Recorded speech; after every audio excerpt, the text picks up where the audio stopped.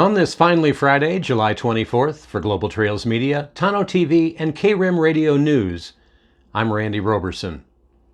Well, another wildfire is burning south of Payson. What's being called the Bold Fire is a lightning-caused fire that started Wednesday night, July 22nd. The fire is currently 22 acres and is south of Canyon Lake. That fire is burning in grass and brush in remote and steep terrain. Crews will continue to monitor the fire. Rain is in the area's forecast, so hopefully that will help. No structures are threatened, and there are no evacuation orders in effect on that fire. And just as a reminder, the Tano National Forest has Stage 3 forest closures in effect for all of the Tano National Forest. Officials say nearly 225,000 acres of the Tano burned just through June of this year. Stay safe and stay clear of any firefighting crews that you see working in our forest.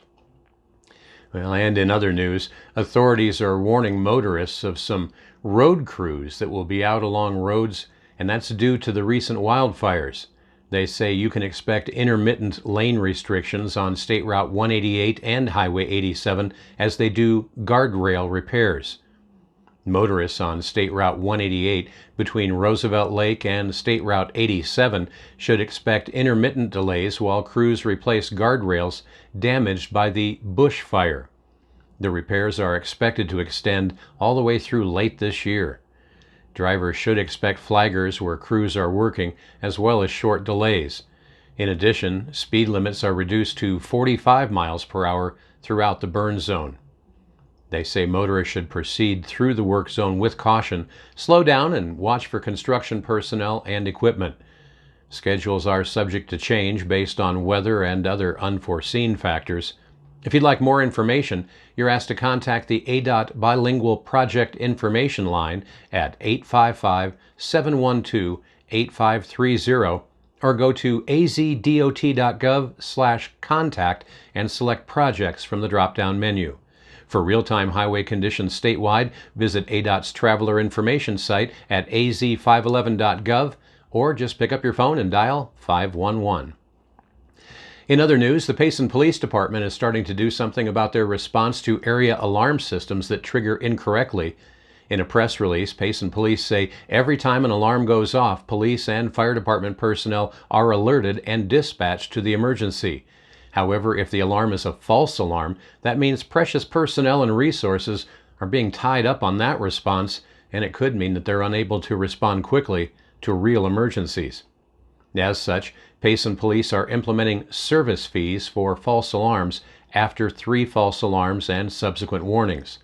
The 4th time they respond to a false alarm, a service fee of $50 will be charged.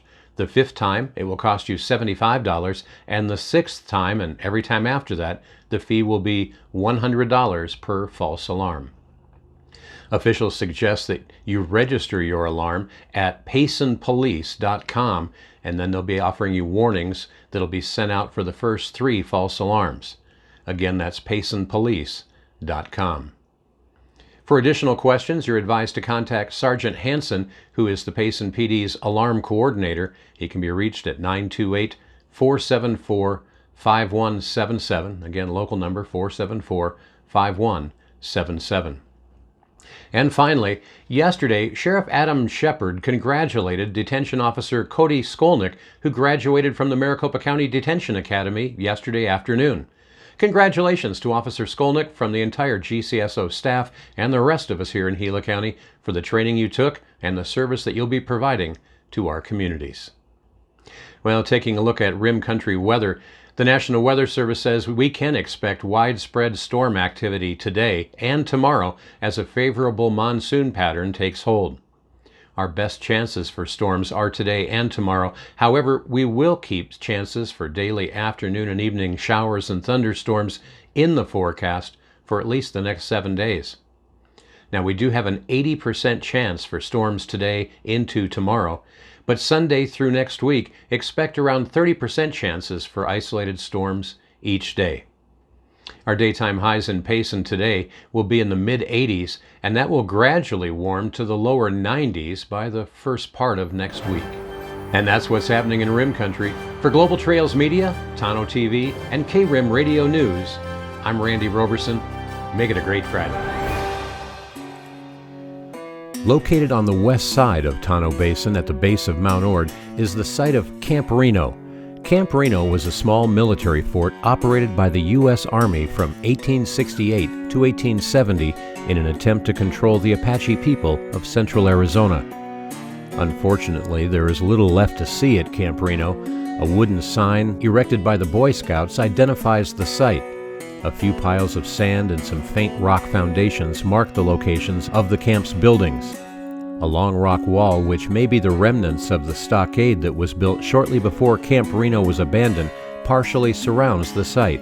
Vegetation in the area is recovering from the 2005 Edge Fire.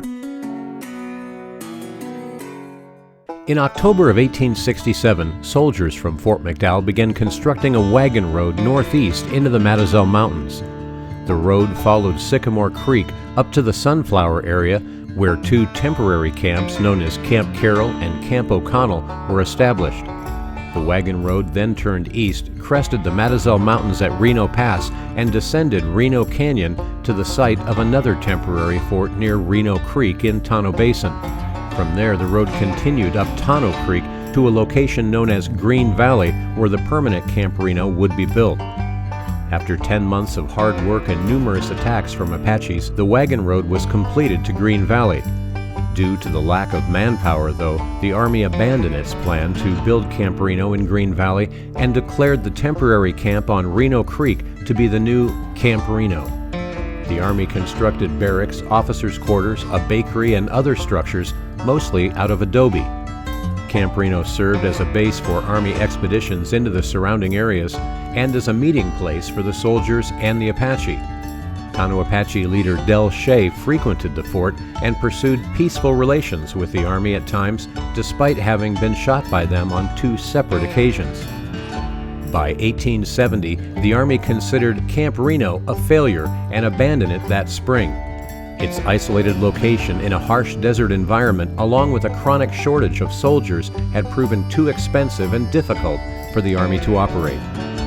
In the century and a half following Camp Reno's abandonment, the desert has reclaimed the site, and the adobe structures have succumbed to the elements, dissolving into piles of sand. An archaeological study in the early 1990s produced a map of the site and small items such as brass coat buttons and bullets. And that's a look at Camp Reno on the Tonto. I'm Randy Roberson. Thanks for watching.